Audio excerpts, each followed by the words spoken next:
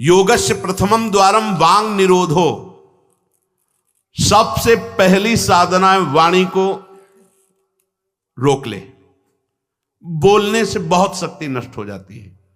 जैसे हम भगवत चर्चा करें तो इससे शक्ति बढ़ती है, लेकिन प्रपंच की वार्ता करने से वाणी की शक्ति नष्ट हो जाती है। जब आपकी जबान अपवित्र हो गई तो नाम कैसे चलेगा? जब वाणी अपवित्र है तो आपके अंदर शास्त्री कैसे शब्दों का भाव आ पाएगा? नहीं आ पाएगा। महावाक्यार्थश्च विचार्यताम, आप नहीं विचार करने की क्षमता वाले रहेंगे। यदि आपने व्यर्थ की बातें शुरू कर दी, अश्लील भाषण बोलते, गंदी भाषा बोलते, तो आप में कभी विचार शक्ति ही नहीं रह जाएगी कि आप शास्त्रों के, संतों के वाक्यों का मनन करने की सामर्थ्य रखें। खो देंगे सामर्थ्य।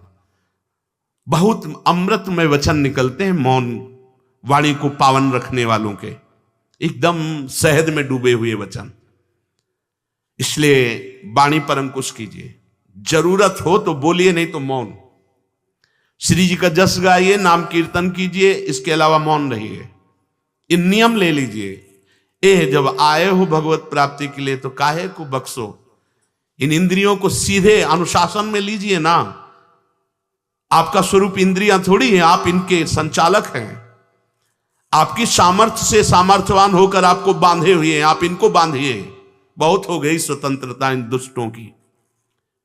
माता देहूती जी भगवान कपिल जी से कहती, मैं ऊब गई इन दुष्ट इंद्रियों से भोग भोगते हुए।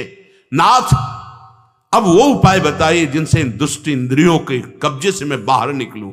माता देहूती जी, ये बहुत दुष्ट है। ये कुछ मिनट तो लगेगा, बहुत शांत है और भगवत स्वरूप में लगने वाली हैं, और एक क्षण में गिरा के ऐसे नरक में खड़ा कर देंगी जहां पश्चाताप ही होता है, हाथ कुछ नहीं लगता। योगस्य प्रथमम द्वारम वांग निरोधो, फिर अपरिग्रह। पहला द्वार है वाणी पर शासन कीजिए। हम वाणी गायन करेंगे, श्री जी के लीला चरित्र, नाम कीर्तन, इसके अलावा मौन। कई साधकों को यह स्पष्ट आज्ञा करी श्री जी की प्रेरणा से कि आप नहीं बोलोगे, तो उसका पालन करना चाहिए। जब सत्संग में आप सुन रहे हैं कि योगस्य प्रथमम द्वारम, तो आप अपनी वाणी को संयम में रखिए।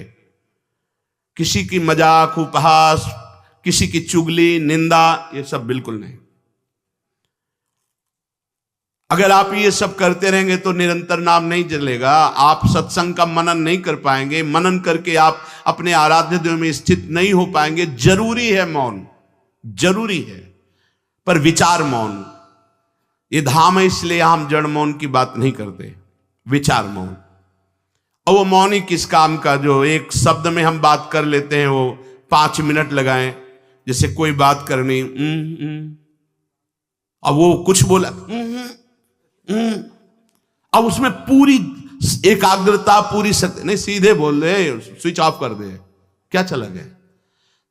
जड़ मौन के लिए फिर ना ऊ कुछ नहीं, ना लिखना, ना पढ़ना, ना कुछ, बिल्कुल बालवत परमहंस स्थिति। कोई प्रश्न नहीं, कोई उत्तर नहीं, एकदम जड़वत, जीते जी मृत, जीवन मुक्त होने के लिए। तो वो ये श्रीधाम वृंदावन है, यहां उचित नहीं, क्योंकि यहां राधा नाम स्वयं हरि रटते हैं, तो हमारी जबान की सार्थकता है। राधा नाम कीर्तन करें, वाणी जी का गायन, इसके अलावा मौन रहे। दूसरा अपरिग्रह, उतना ही स्वीकार कीजिए जिससे आपकी जीवन यात्रा चलती है, इसके बाद नहीं। एक भी वस्तु एक्स्ट्रा आपके पास नहीं होनी चाहिए। क्यों होनी चाहिए? जब रोज का रोज श्री जी दे रही तो तुम्हें एकत्रित करने की जरूरत क्या है? आपको जो दिनचर्या में चाहिए बस उतना ही, इसके आगे नहीं। एक भी कंबल एक्स्ट्रा नहीं रखना होना चाहिए, एक भी वस्त्र नहीं एक्स्ट्रा नहीं होना चाहिए। जो हमारी दिनचर्या में आ रहे हैं कि 2 कॉपिन, 2 मार्किन, बनियान, स्वेटर, 1 कंबल या 2 कंबल, जिससे आपकी दिनचर्या कट रही, बस इसके अलावा आपके पास कुछ नहीं। आपकी जो दिनचर्या है, वो दिनचर्या जो प्रभु दिए हुए हैं शरीर पालन पोषण के लिए, शरीर के लिए उतनी आवश्यक है। अगर सही दिनचर्या करनी तो राइट टाइम पे आपका पहले कंबल हटना चाहिए। समय कंबल फेंक दिया दूर, अब अपनी दिनचर्या में लग जाओ।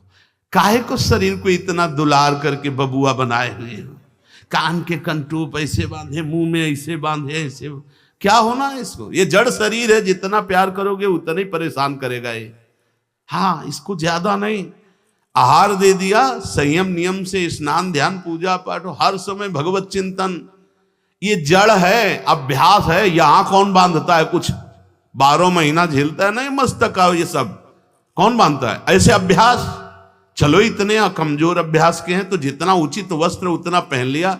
अब ये नहीं कि सोमवार को हरा, मंगल को नीला और बृहस्पति को पीला, और अलग अलग दिन के अलग अलग स्वेटर, अलग अलग दिन के अलग अलग। भैया ये विलासिता नहीं। भगवत प्राप्ति करनी तो एक स्वेटर में 10-5 साल तो कट ही जाएंगे, दूसरा हम क्यों लें? एक जीपर मिल गया, उससे शरीर ढक लिया, 10-5 साल चलेगा, 2-3 महीने पहनने को होता है। हर साल नया तो भाई हमें क्या कर, हमें कहीं जाना है क्या पार्टी में? हमारी यही पार्टी, बाबा जी की पार्टी। भगवत मार्ग के पथिक है, उचित उचित बिल्कुल नहीं से। बहुत वो इसको दुलार करने का मतलब है अपना पतन करना। सच्ची मान लीजिए, इसका पतन करना। वयोवृद्ध है, रोगी शरीर, वो अलग बात है। थोड़ा तो आनंद लीजिए प्रकृति का वार सहने का। अगर शरीर रुग्ण नहीं है, जवान शरीर हो, ब्रह्मचारी हो, आग है अंदर, सहो हर प्रकृति के वार को। गर्मी सर्दी बरसात भूख प्यास, सच्चिदानंद में स्थित हो जाओ, तुम्हारा बाल बांका भी कोई नहीं कर सकता। अब मार दिन में 50 बार शीशा देखना, अब वो फंसाएगा कि नहीं फंसाएगा? चेहरा फंसाएगा ना। तिलक के सिवा दोबारा शीशा नहीं देखना चाहिए। इस देहाभिमान के राग को काटना कि पुष्ट करना है?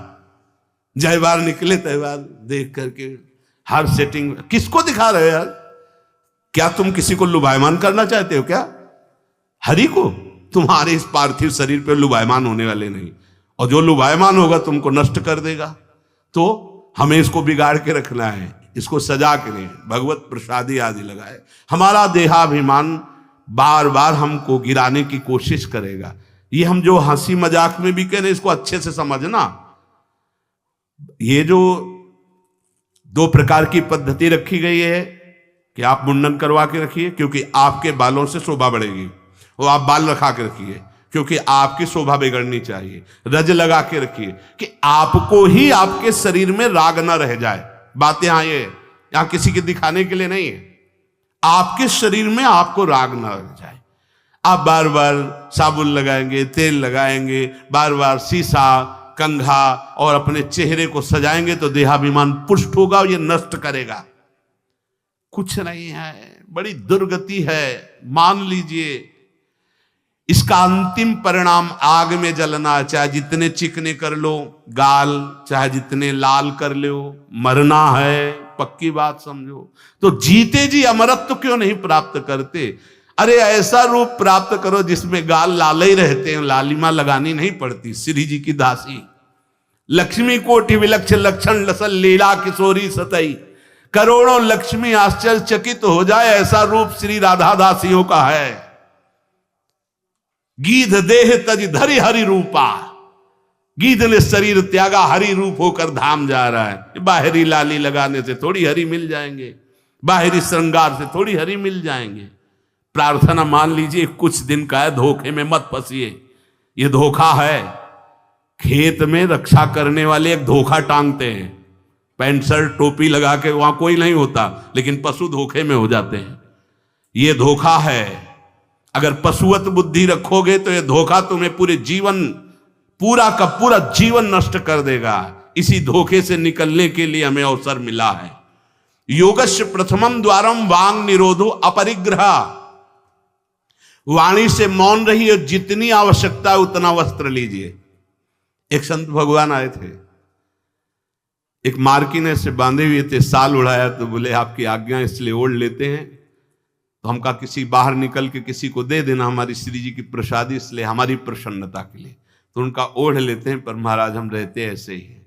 हम कहा धन्य है, नौजवान हो, बहुत सुंदर है। तो हम कहा आप बाहर जब निकलना किसी को देखना ऐसे आवश्यक है तो आप दे देना। तो बड़े प्रसन्न हुए, आदर करके उन पर हृदय में आदर हुआ उनका, नहीं मुझे नहीं चाहिए, मैं तो जैसी रहनी से रहता हूं। हमने घटिया घाट है, एक फर्रुखाबाद फतेहगढ़ की तरफ, वहां रुके हुए थे। एक महात्मा को देखा, वयोवृद्ध थे, एक पतली मार्किन, माघ महीना, ये कौन सा माघ चल रहा है, यही तो चल रहा है, मकर संक्रांति का अवसर, तो वहां रामनगरिया लगती है 1 महीने के लिए। जैसे प्रयाग में कुंभ में लगता है, तो गंगा किनारे हर साल मकर संक्रांति में हजारों लोग 1 महीना वास करते हैं, रोज गंगा स्नान त्रिकाल करते हैं। उन महात्मा जी के समीप रात्रि में गए तो शरीर कांप रहा था और मंत्राकार वृत्ति, एक झोपड़ी में बैठे हुए थे। बड़ी लज्जा लगी हमें अपने ऊपर कि हमारा जवान शरीर है, 30-35 वर्ष पहले की बात, और हम 1 मार्किन पहने, 1 मार्किन ओढ़े, ये तो केवल 1 मार्किन पे है, तो हमारा क्या कर्तव्य बनता है, हमको ये भी फेंक देना चाहिए। ये वयोवृद्ध हैं और मौन है, तो उनसे प्रार्थना की कि यहां आश्रम से एक कंबल ले आए, आपका शरीर कांप रहा है। ऐसे मुस्कुरा के कहा नहीं। तो चोट पे चोट लग रही थी कि धिक्कार हमारे जीवन को, ये वयोवृद्ध होकर इतना तितिक्षापूर्ण जीवन, और हम जवान होकर के इसको सह नहीं पा रहे। आप सच्ची मानना, जो तितिक्षापूर्ण है बहुत जल्दी भगवत साक्षात्कार होता है। भगवान आदेश करते तास तितिक्षस्व भारत। आज हम केवल शरीर दुलार में अपने समय को नष्ट करते हैं, शरीर पोषण में।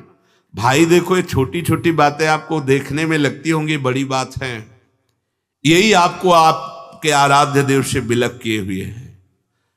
महीना भर आप केवल ऐसे आहार करके देखिए कि जिसे तुम्हारा मन कहता अच्छा उसको हटा दीजिए। आज थोड़ा त्याग मत वर्णन कीजिए, आज थोड़ा हमारे उदर में परेशानी है तो हमें केवल आप रोटी और सब्जी दीजिए। महीना भर केवल रोटी सब्जी उचित। आप देखो, अगर आपके अंदर का रजोगुण तमोगुण नष्ट ना हो जाए तो कहना आपके अंदर सात्विक भाव आ जाएगा, मंत्र में स्थिति होने लगेगी।